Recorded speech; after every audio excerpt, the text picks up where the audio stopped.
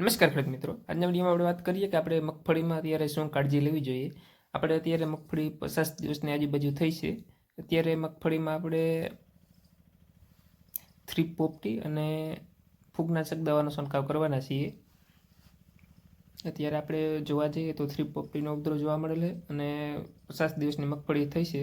અત્યારે આપણે પ્રથમ ફૂગનાશક દવાનો છંટકાવ કરવાના છીએ અને જરૂરિયાત મુજબ આપણે ઈયળનો પણ છંટકાવ કરવો જોઈએ. આપણે તો કોઈ ખાસ ઈયળનો ઉપદ્રવ જોવા મળેલો નથી એટલે ઈયળનો છંટકાવ નથી કરતા.